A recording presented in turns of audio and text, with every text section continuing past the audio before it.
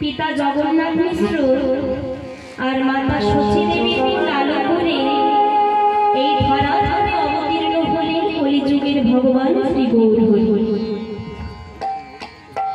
कलिजुगेर भगवान श्री गौर हरि अवतीर्ण हलेन। ता मायेरा महाप्रभु कोथाय जन्म नियेछिलेन? महाप्रभु कोथाय जन्म नियेछिलेन?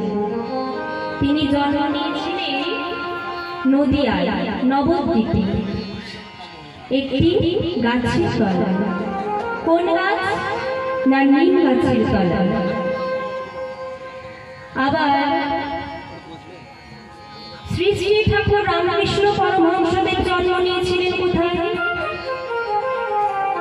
উনুনের ধারে। গৌতম বুদ্ধ জন্ম নিয়েছিলেন কোথায়? রাস্তার ধারে। তো মায়েরা, আমরা কি কখনো ভেবে দেখেছি যে ইনারা এই সকল জায়গায় জন্মগ্রহণ করলেন কেন? ইনারা এই সকল জায়গায় জন্মগ্রহণ করলেন কেন? ইনারা এই সকল জায়গায় জন্মগ্রহণ করে আমাদের মতো কলিহত জীবকে বোঝাতে চাইলেন যে দেখো কলিজি, তোমার জন্মভূম যথাযথ, কর্ম যেন ভালো হয়। জন্মটা যেখানে হোক না কেন বাবা, কর্মটা যেন ভালো হয়। যেমন গোলাপ ফুলের জন্ম কোথায় হয়? গোলাপ ফুলের জন্ম বাবুদের বাগানে। আবার পদ্ম ফুলের জন্ম কোথায়? না পাকে। কিন্তু মা দুর্গার চরণে, রাধা গোবিন্দের চরণে গোলাপ ফুল জায়গা পায় না বাবা, পদ্ম ফুল জায়গা পায় না কেন? আমাদের মতো কলিহত জীবকে বোঝাতে চাইলেন যে দেখো কলিজি, আমার জন্ম পাপি হতে পারে, কিন্তু কর্মগুণে পেয়েছি আমি শ্রী গোবিন্দের চরণ, মা দুর্গার চরণ। তাই আমাদের উচিত জন্ম নিয়ে বেশি মাতামাতি না করে দেখতে হবে আমাদের কর্মটা যেন ভালো হয়, যে কর্মের দ্বারা নিজের মন পবিত্র হয় আর দেশ ও দশের উন্নতি হয়। তাই আজ আমার রাধা ভাবা গোপী প্রেম আপন মাধুরী এই দিন আস্বাদিতে প্রভু আমার নদিয়ায় অবতরী। নদিয়ায় এসে প্রভু আমার ফল ও বরতার সাথে নিয়ে নবদ্বীপের পথে পথে কৃষ্ণ নাম করছে। কেমন ভাবে কৃষ্ণ নাম করছে? তোমরা ধরলাও লৌরে ঈশ্বরের প্রেম নিতাই ডাকে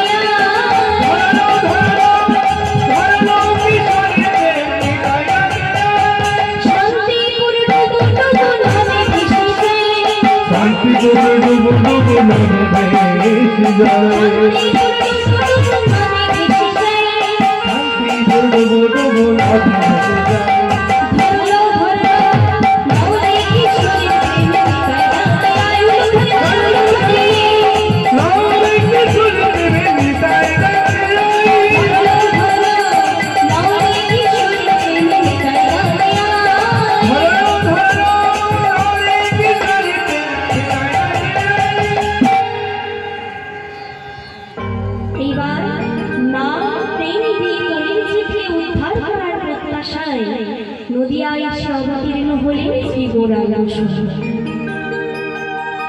তিনি কিন্তু একা এলেন না, সাথে আরো অনেকে নিয়ে।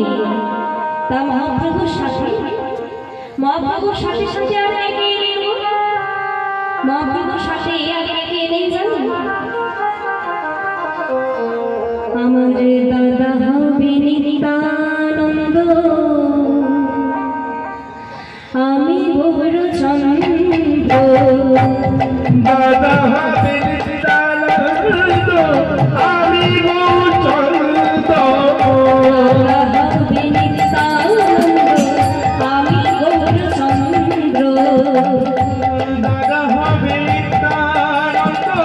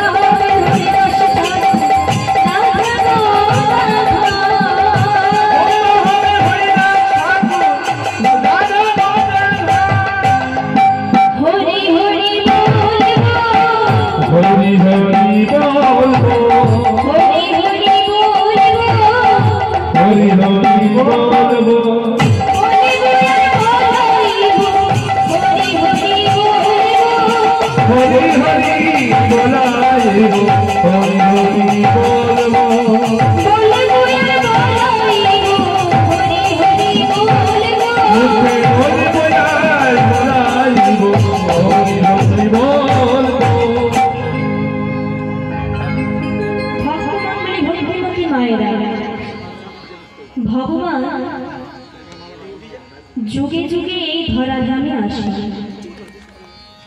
ভগবান যুগে যুগে এই ধরাধামে আসেন, কিন্তু প্রশ্ন ভগবান আসেন কেন? ভগবান কেন আসেন?